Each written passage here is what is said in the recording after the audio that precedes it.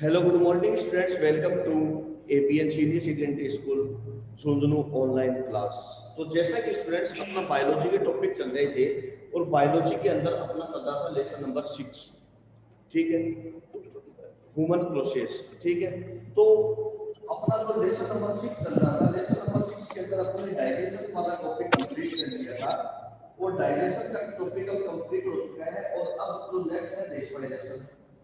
Respiration का topic अपन ने कल शुरू कर दिया था और जिसके अंदर हमने बताया था कि रेस्पिरेशन के जो प्रोसेस है उसके अंदर स्ट्रक्चर चल रही थी, जिसमें हमने अपर रेस्पिरेटरी सिस्टम पढ़ लिए थे और जो अब बच रहे हैं वो है लोअर रेस्पिरेटरी सिस्टम। तो अपना जो स्टूडेंट नेक्स्ट टॉपिक है वो है लाइफ प्रोसेस। लेसन का नाम है लाइफ प्रोसेस और रेस्पिरेटरी सिस्टम।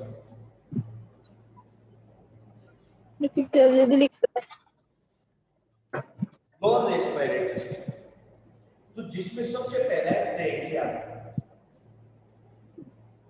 ये बेटा दवाई खाते नहीं हो, आज अच्छे से कौन यानी ब्लू कलर की शर्ट, ब्लू कलर की दवाई। तो अपना जो टॉपिक है तुम भी डक्कर ब्लू कलर, भी डक्कर ब्लू कलर। तो वो आप भी बटेंगे आओ वो बिकी बारे में बोल रही थी, वो भी डक्कर, वो भी डक्कर, भी डक्कर ब्लू कलर का लाडी एक्टिंग में।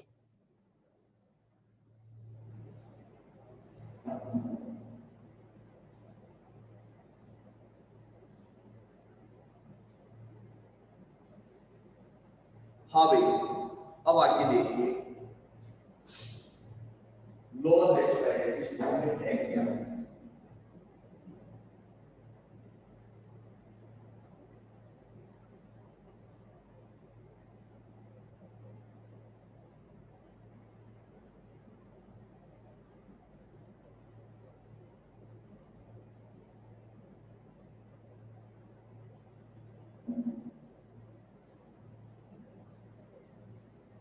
ट्रेकिया आपने कल रेस्पिरेटरी वाला जो टॉपिक था जिसके अंदर अपन चल रहे थे उसमें आपने ट्रेकिया वाला डायग्राम देखा था। तो एक बार आप देखो ट्रेकिया का डायग्राम कुछ इस तरीके का है।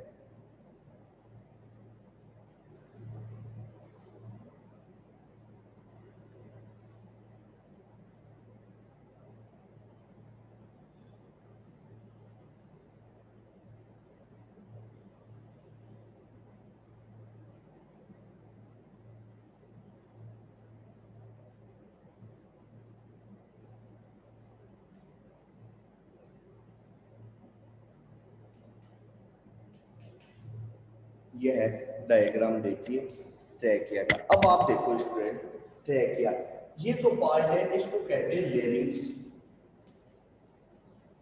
ठीक है, larynx.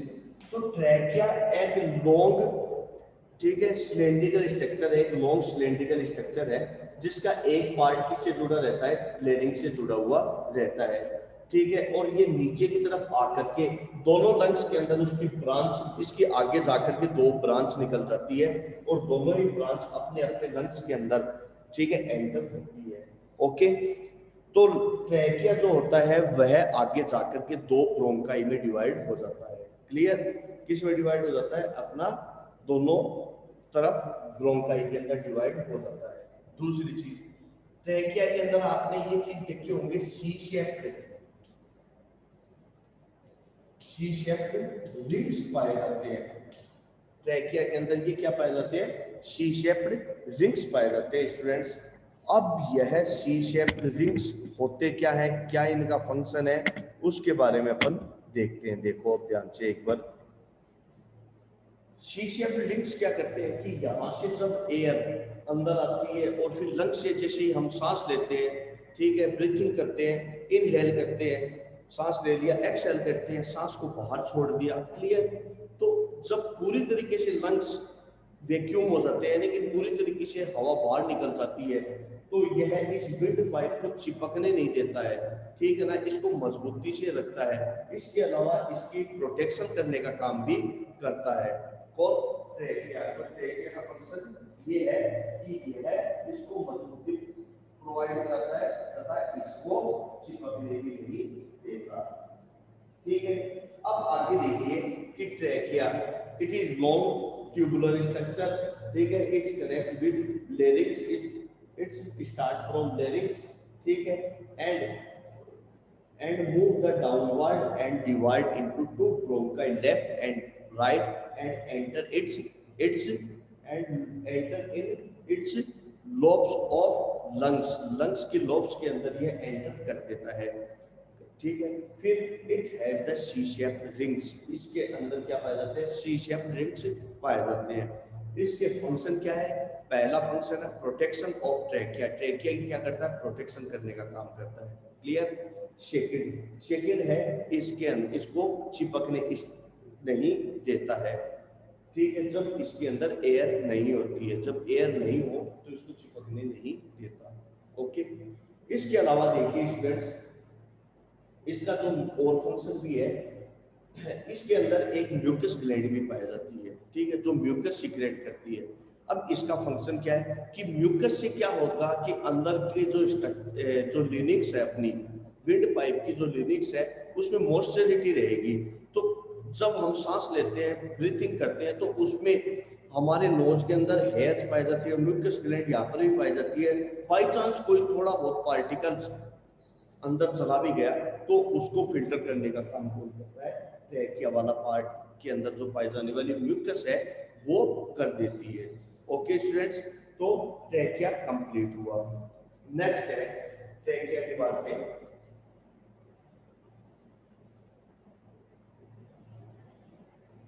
Bronchi, bronchioles, एल्वियोलॉइड duct, एल्वियोलॉइड shape, ये जो टॉपिक है वो देखो स्टूडेंट्स ध्यान से। अब मैं कुछ जो बनाने वाला हूँ वो देखो कि ट्रेकिया, ट्रेकिया दो पार्ट में डिवाइड हो जाता है, left and right, right and left, कोई भी एक ले लेते हैं, ठीक है। फिर उसके अंदर यह डिवाइड हो जाता है, किसके अंदर, bronchi, bronchi primary secondary tertiary bronchi के अंदर यह डिवाइड हो जाता है, ठीक है।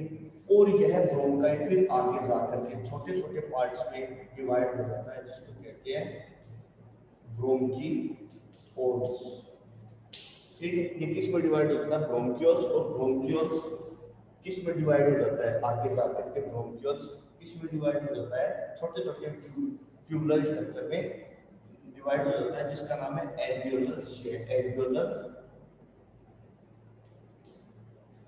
Duct, alveolar duct. और एल्वियोलर डक्ट का जो लास्ट का पार्ट है बैलून लाइक स्ट्रक्चर, उसको कहते हैं एल्वियोलाई, एल्वियोलाई या एल्वियोलर सैक, एक ही बात है, एल्वियोलर सैक भी बोल सकते हो या इसको आप एल्वियोलाई भी बोल सकते हो, ओके स्टूडेंट्स। तो ब्रोंकाई, ब्रोंकियोल्स वगैरह समझ में आ गया। कल मैंने आप लोगों को इस लंग्स के अलावा भी स्ट्रक्चर बताई थी स्टूडेंट्स, ठीक है। जो कल मैंने आप लोगों को ये लंग्स करवाया था, इस लंग्स के अलावा भी मैंने आप लोगों को और भी स्ट्रक्चर करवाई थी,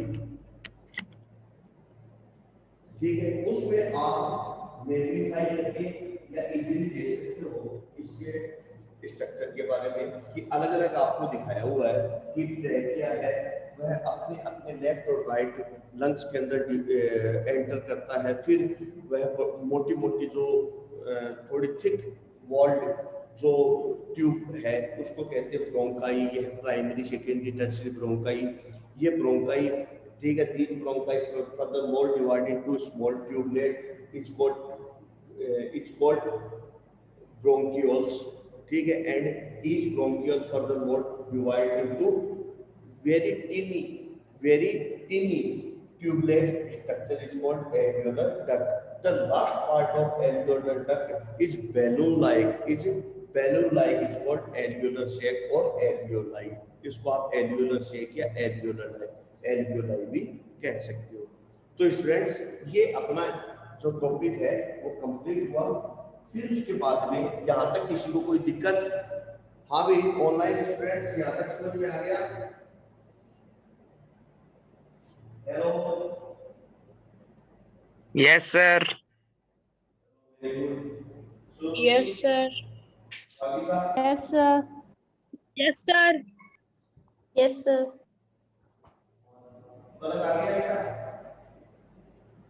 Yes, sir. चलो गुरविंदर आ गया क्या समझ में? Yes, sir. चलो अब आगे करते हैं। अब अपन देखते हैं लंग्स के बारे में। नेक्स्ट है अपना लंग्स। देखिए स्टूडेंट्स लंग्स की स्ट्रक्चर।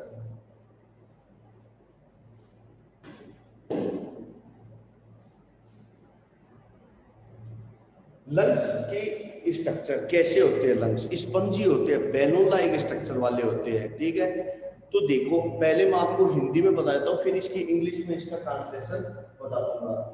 कि जो लंग्स होते हैं, टोटल नंबर ऑफ लंग्स दो, ठीक है। टोटल नंबर ऑफ लंग्स कितने होते हैं? 2 होते हैं, लेफ्ट और राइट। कहाँ पाए जाते हैं? हमारे चेस्ट के अंदर थोरोसिक कैविटी होती है, थोरोसिक कैविटी के अंदर ये लंग्स पाए जाते हैं। क्लियर? इस लंग्स के अंदर नीचे का जो पार्ट है एक उसको कहते हैं डायाफ्राम, जो इसके प्लेटफॉर्म का काम करता है। ये जो लंग्स है यह पिंक कलर के होते हैं, स्पंजी होते हैं, पिंक और स्पंजी होते हैं, तथा इसके चारों तरफ ब्लड वेसल्स पाई जाती है। ओके स्टूडेंट्स, क्या पाई जाती है? इसके चारों तरफ ब्लड वेसल्स पाई जाती है, जो लगातार इसके अंदर ब्लड का सर्कुलेशन सप्लाई चालू रखती है। अब मैं कुछ चीज आपको बता देता हूँ, थोड़ा सा मैं ब्लड के बारे में बताता हूँ स्टूडेंट्स आपको, फिर उसके बाद में आपको लंग्स के बारे में और इसकी मैकेनिज्म के बारे में समझ में आएगा। ओके स्टूडेंट्स, तो देखिए स्टूडेंट्स अपना जो ब्लड है, ध्यान से समझो एक बार, अपना जो ब्लड है, ठीक है, इसके 3 पार्ट होते हैं, इसके 3 प्रकार के एक जो छोटी छोटी सेल्स पाई जाती है। एक होती है आरबीसी, एक होती है डब्ल्यूबीसी, एक होती है प्लेटलेट्स। ठीक है, आरबीसी, डब्ल्यूबीसी, प्लेटलेट्स। आरबीसी के अंदर एक पिगमेंट पाया जाता है जिसको कहते हैं रेस्पिरेटरी पिगमेंट, जिसका नाम है हीमोग्लोबिन। ठीक है, जिसका क्या नाम है? हीमोग्लोबिन। इसको रेस्पिरेटरी पिगमेंट भी कहते हैं। और 2015 के अंदर जब एनसीईआरटी का कोर्स चलता था उस समय पूछा भी था कि which type of respiratory pigment is present in human blood. ठीक है, तो उसका नाम क्या है? हीमोग्लोबिन। तो हीमोग्लोबिन का कलर कैसा होता है? रेड। ठीक है, हीमोग्लोबिन के कारण ही हमारे ब्लड का कलर रेड होता है, क्योंकि हीमोग्लोबिन का कलर भी कैसा होता है? रेड कलर का होता है। और इसी कारण से हीमोग्लोबिन के कारण ही हमारे आरबीसी के हमारे ब्लड का कलर भी रेड होता है। अब आगे देखिए कि जो हीमोग्लोबिन होता है, हीमोग्लोबिन का फंक्शन क्या है? हीमोग्लोबिन का जो फंक्शन है कि वो ये है कि यह जो ऑक्सीजन को कैप्चर कर लेता है, ठीक है, ऑक्सीजन को के साथ ये क्या करता है? केमिकल रिएक्शन बॉन्डिंग कर लेता है, बस। अब देखो ब्लड क्या करता है? हमारी बॉडी के अंदर पूरे पार्ट में घूमता है, तो उसमें हीमोग्लोबिन पाया जाता है। ये क्या करता है? ऑक्सीजन को लेता है और हमारे पूरे के पूरे ऑर्गन को ऑक्सीजन दे देते हैं, सप्लाई। यानी कि ब्लड जो ऑक्सीजन सप्लाई करता है वो किसकी मदद से करता है? हीमोग्लोबिन की मदद से करता है। अगर हीमोग्लोबिन नहीं होगा तो ब्लड ऑक्सीजन की सप्लाई नहीं कर सकता। ओके, तो इसी प्रकार से हमारे जो लंग्स है उसके चारों तरफ ब्लड पाया जाता है। तो ये क्या करते हैं? ब्लड, यह जो हम ऑक्सीजन लेते हैं उस ऑक्सीजन को वह ब्लड ले लेता है और हार्ट के द्वारा पूरे के पूरे पार्ट में डिवाइड कर देता है। वो मैं मैकेनिज्म में आपको बताऊंगा। तो ये एक जनरल चीज मैंने आपको ब्लड के बारे में बता दी। अब देखिए students, human lungs. The human lungs, the total number human lungs is it is a main respiratory organ. The total number of lungs is 2, which is present in our chest in a thoracic cavity. The right lungs is heavier than left lungs. ठीक है, right lungs is heavier than left lungs and right lungs is divide into 3 lobes and left lungs is divide into 2 lobes. Left 2 lobes में divide होता है और right 3 lobes में divide होता है. तो right is divide into 3 lobes and left is divide into 2 lobes. ठीक है. And the lungs of man, the lungs in man is heavier than female. जो मेल के अंदर लंग्स होते हैं ना, वो फीमेल की तुलना में स्टूडेंट्स हैवियर होते हैं, भारी होते हैं, कुछ भारी होते हैं. Its colour is pink and it is a spongy balloon like. ये एकदम स्पंजी, जैसे स्पंज होता है वैसे होते हैं एंड बैलून लाइक होते हैं, पिंक कलर के होते हैं. इसका जो इसको सही मायने में अगर बताऊं कि अगर इसको फैलाया जाए जमीन के ऊपर तो 80 स्क्वायर मीटर का एरिया कवर कर लेते हैं. इतना इसका सरफेस एरिया होता है. लेकिन ये स्पंज के रूप में, ठीक है, अंदर यह स्पंज के रूप में पाए जाते हैं. तो स्टूडेंट्स अपने लंग्स के बारे में मैंने जनरल चीजें आपको बता दी है. ठीक है. अब देखिए इसके चारों तरफ क्या पाया जाता है. It is surrounded by blood vessels. इसके चारों तरफ क्या पाई जाती है? ब्लड वेसल्स पाई जाती है. फिर उसके बाद में अपना जो लास्ट टॉपिक है उसका नाम है रेस्पिरेटरी मसल्स. रेस्पिरेटरी मसल्स में है डायाफ्राम. नेक्स्ट है डायाफ्राम.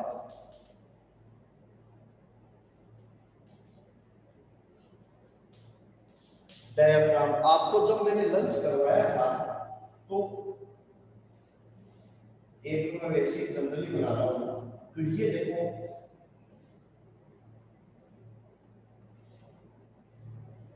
कुछ इस तरीके के मैंने लंग्स बनाए थे. एक मैं इसे रफली बनाया है मैंने, ध्यान से समझो. तो ये डायाफ्राम क्या करता है? एक नीचे प्लेटफॉर्म का काम करता है, लंग्स को संभालने का काम करता है. अब मैं एक आपको थोड़ी सी इसकी मैकेनिज्म बताता हूँ. मैकेनिज्म, ठीक है, मैकेनिज्म के द्वारा आप पूरी की पूरी जनरल प्रोसेस समझ जाओगे रेस्पिरेशन की. अब देखिए रेस्पिरेशन की जनरल प्रोसेस क्या बताता है. देखो जनरल प्रोसेस ये होती है कि जब हम इनहेल करते हैं, क्योंकि देखो ब्रीथिंग होती है, ब्रीथिंग के अंदर क्या होता है? एक इनहेल होता है, एक एक्सहेल होता है.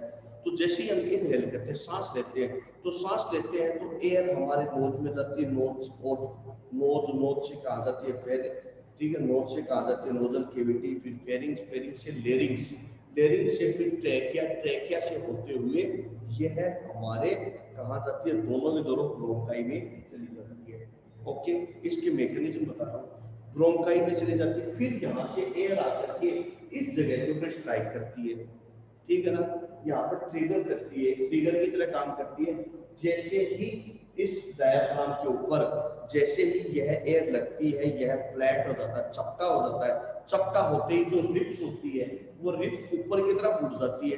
रिब्स ऊपर की तरफ उठते ही जो लंग्स है उनको एक्सपेंड होने के लिए, फैलने के लिए जगह मिल जाती है और लंग्स फैल जाते हैं और हम सांस आसानी से ले सकते हैं. जैसे ही हम एक्सहेल करते हैं यानी कि हम सांस को छोड़ते हैं, ठीक है, एक्सहेल प्रोसेस के अंदर क्या होगा कि हमारे वही प्रोसेस होगी जो हमारा डायाफ्राम है वो पहले की तरह डोम शेप, गुंबद के आकार डोम शेप में हो जाएगा. पहले यू था और अब क्यूब क्या हो गया, इस तरीके से हो जाता है.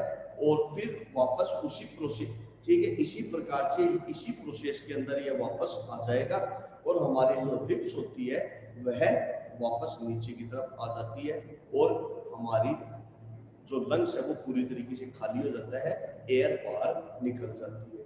तो स्टूडेंट्स रेस्पिरेशन की प्रोसेस, जनरल प्रोसेस ये होती है. ये हो गया हमारा रेस्पिरेशन का टॉपिक कंप्लीट.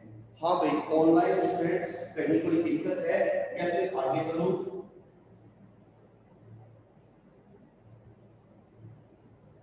ज्योति No, sir. नहीं है समझ में? नहीं सर, आ गया। वागिसा सर आ गया समझ में।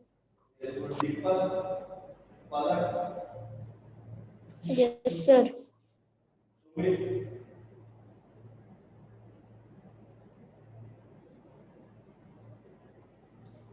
चलिए अब आगे देखिए, ये चीज हो गई अपनी कंप्लीट। अब अपन अपने नेक्स्ट टॉपिक के ऊपर आते हैं।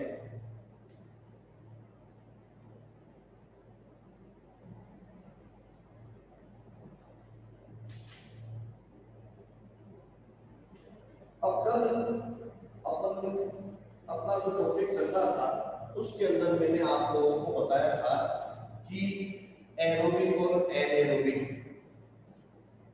ठीक है, जिसके बारे में अब जो चीज बताने जा रहा हूँ ध्यान से समझना। स्टूडेंट आरबीएससी वाले भी थोड़ा ध्यान से समझना जो चीज बता रहा हूँ। देखो रेस्पिरेशन, रेस्पिरेशन जो जनरली है वो दो टाइप का होता है, एरोबिक और एनारोबिक। तो मैं एक रेस्पिरेशन की एक रिएक्शन लिखता हूँ स्टूडेंट, उसको ध्यान से समझो। ओके, उस रिएक्शन को ध्यान से समझना।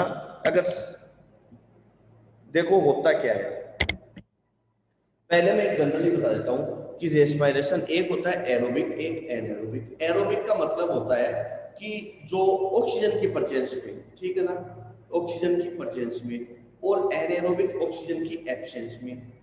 अब एरोबिक किसमें एनारोबिक किसमें पाया जाता है? जो स्मॉल माइक्रोब्स होते हैं, जो प्रिमिटिव टाइप के ऑर्गेनिज्म होते हैं, और जो एडवांस टाइप के ऑर्गेनिज्म है, ठीक है, उनमें क्या पाया जाता है? एरोबिक रेस्पिरेशन पाया जाता है। रेस्पिरेशन का सीधा सा मतलब आप समझ सकते हो कि फूड का ऑक्सीडेशन होना, ओके, फूड का डाइजेशन होना, बस इसी के से आप समझ लो। फूड क्या होता है? ग्लूकोज।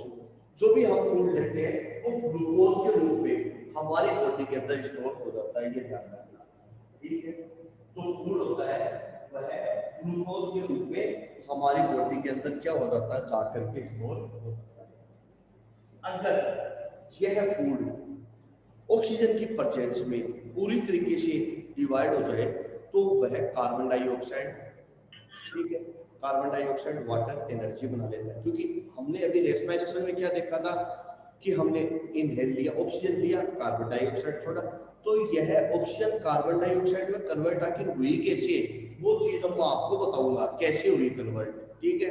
अब आगे देखो कि अगर फूड का डाइजेशन आधा हो या ऑक्सीजन उसको नहीं मिले तो वह एक मिडल सब्सटेंस बना लेता है जिसका नाम है पायरुविक एसिड।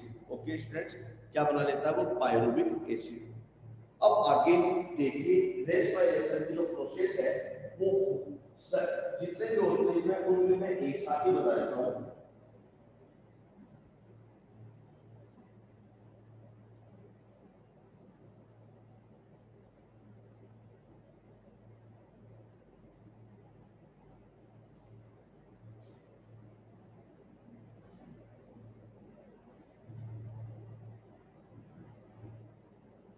देखो इसको आप ऐसे समझ लो स्टूडेंट कि ये है ग्लूकोज C6H12O6, ये है ग्लूकोज। इसको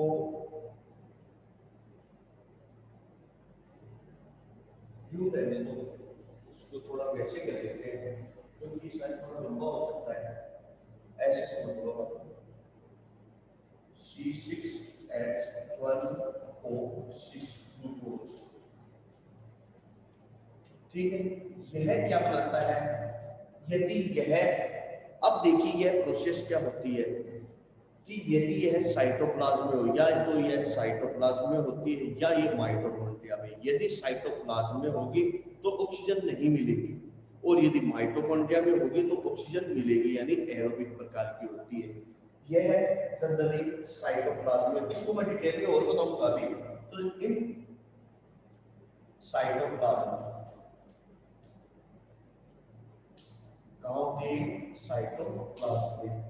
साइटोप्लाज्म में है तो क्या बनाएगी? Pyruvic acid.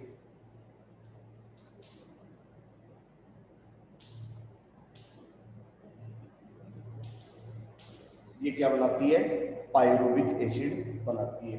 अब देखो यह पायरुविक एसिड क्या होगा, अब यह पायरुविक एसिड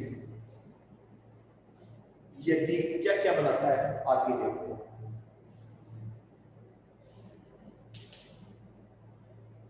इन इसके अंदर जो, ठीक है, इसके अंदर देखिए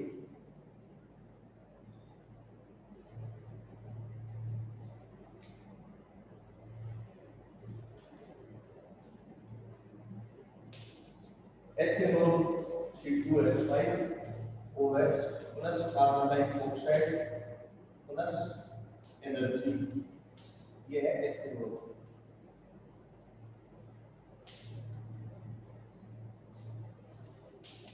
इन मसल्स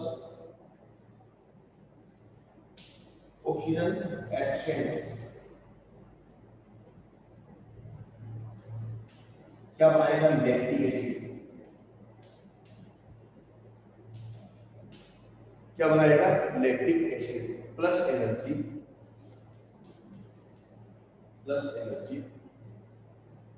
यदि यह ऑक्सीजन की प्रेजेंस में हो, ठीक है ना, क्या हो, O2 प्रेजेंट, तो कहां होगा, माइटोकॉन्ड्रिया में। ये दोनों के दोनों कहां होंगे, साइटोप्लाज्म में होंगे, और ये कहां होगा, माइटोकॉन्ड्रिया में।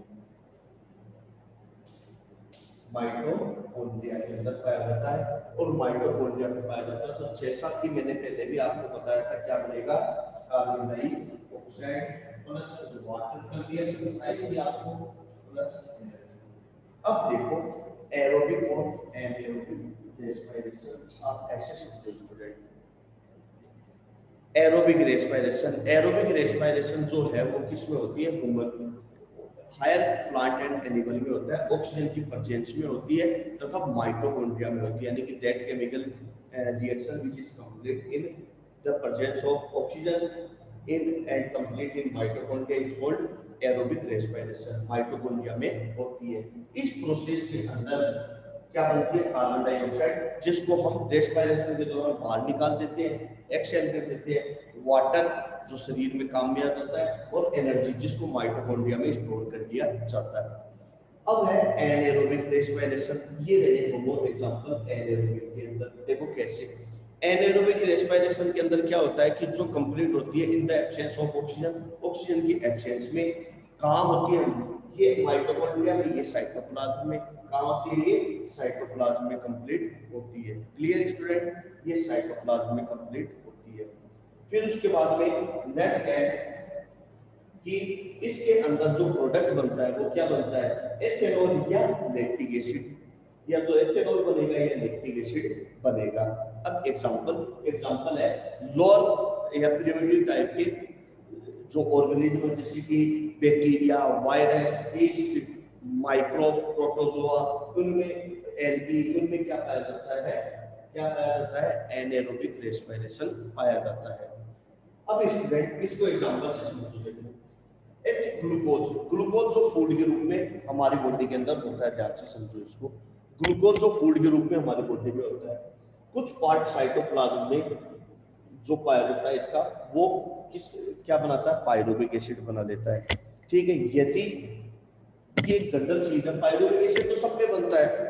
यदि यह लोअर ऑर्गेनिज्म है तो उसमें तो यह एथेनॉल बना लेगा। लैक्टिक एसिड ये हमारी मसल्स में, ये मैं आपको लास्ट में समझाऊंगा, पहले ये समझो। यदि इसको ऑक्सीजन मिल जाए तो यह माइटोकॉन्ड्रिया के अंदर चला जाए तो ये क्या बनाएगा, कार्बन डाइऑक्साइड, वाटर और एनर्जी बनाता है। ठीक है, मसल्स में देखो क्या होता है कि जब हम दौड़ लगाते हैं, भागते हैं, तो हमारी बॉडी के अंदर ऑक्सीजन की कमी हो जाती है। हमारे मसल्स के अंदर क्या हो जाती है, ऑक्सीजन की कमी हो जाती है।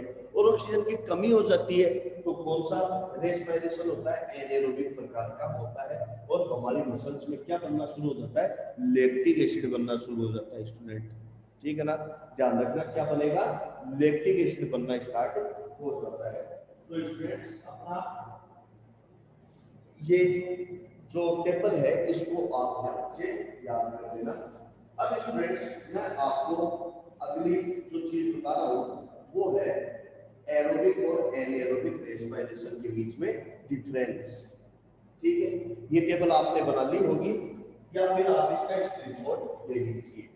तो स्टूडेंट्स नेक्स्ट जो टॉपिक है वो है difference between aerobic and anaerobic respiration. तो देखिए एरोबिक एंड एनएरोबिक रेस्पिरेशन में डिफरेंस।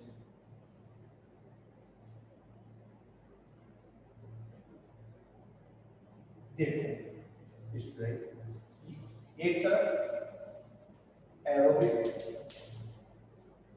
और दूसरी तरफ है एनएरोबिक रेस्पिरेशन।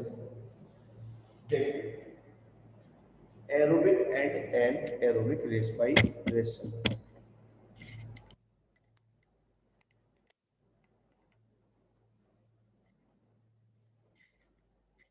तो पहला क्या है, ये कहां होता है, प्रेजेंस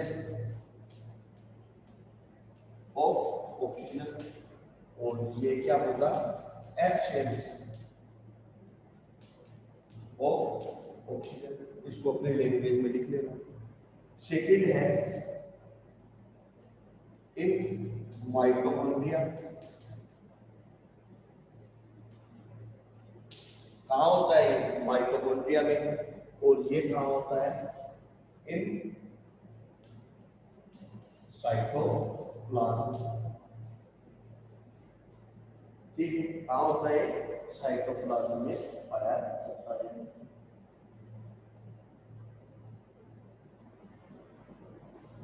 ठीक है, तो यह माइटोकॉन्ड्रिया के साइटोप्लाज्म में पाया जाता है।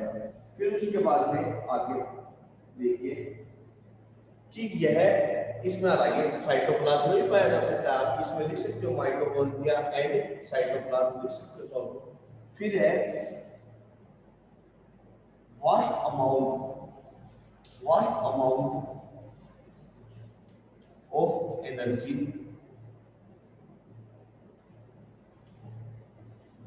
रिलीज, ज्यादा मात्रा में एनर्जी रिलीज होती है, और इसमें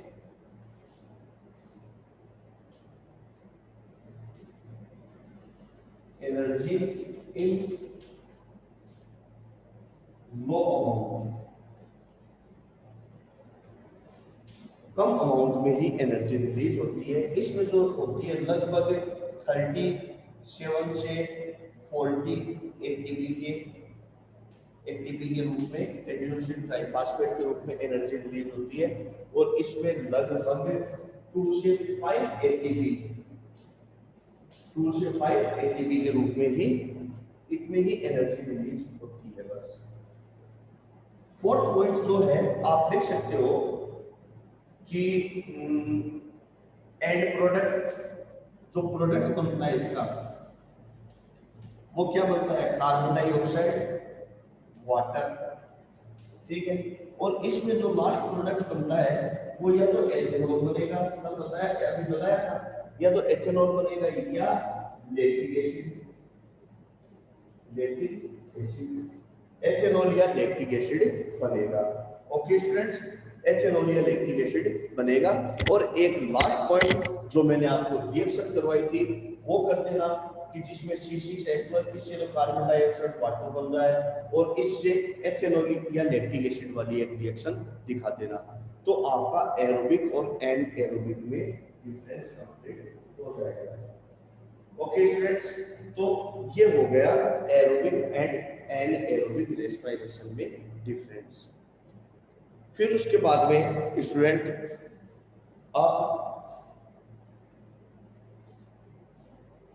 इसकी एक रिएक्शन देख ही लो, मैं लिखवा ही देता हूँ आपको। देखो, क्योंकि अपने पास अब टॉपिक एक नया स्टार्ट, एक टॉपिक और बता रहा था लेकिन वो मैं कल ही बता पाऊंगा।